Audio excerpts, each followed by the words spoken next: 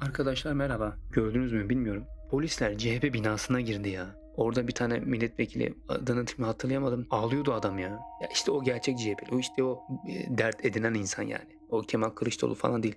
Şimdi onlar böyle çocukça hatalar yaparsa, kendi içlerinde birbirinin kuyusunu kazarsa, yarın bir gün muhalefet kendi içinde bu kaosları yaşarken aniden bir seçime girilse ne olacak? Şimdi derlerse ki ikinci seçim var ne olacak? Adaylık meselesinde kendi adıma net bir şey söyleyeyim. Benim için artık Mansur Yavaş seçeneği bitmiştir. Her kritik olayda pasif kalıyor. Hala Beypazarı belediye başkanıymış gibi davranıyorsun. Yani bu vizyonla, bu pasiflikle ülke yönetilemez. Bana göre onun olmaz. Ben onun aday olmasını istemiyorum. Geri Ekrem İmamoğlu kalıyor. Ekrem İmamoğlu kalıyor ama onun üzerinde de maalesef bir ceza, bir siyasi yasak kılıcı sallandırılıyor. İşte şu da var. Şu da var CHP için. Bakın eleştiri devam etmek zorundayım.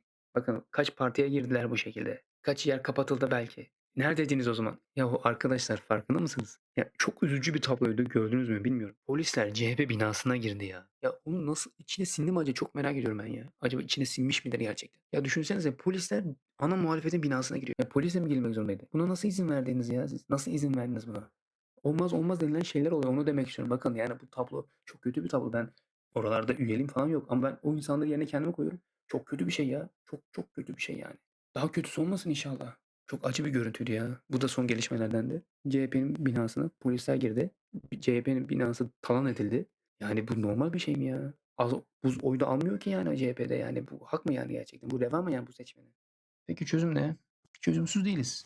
Her partinin eli kolu siyasi yasaklarla bağlanırsa halkın içinden tertemiz pırıl pırıl bir isim parlatılabilir. Biliyorsunuz bu ülkede her vatandaş 100.000 imza toplayarak Cumhurbaşkanı adayı olabiliyor.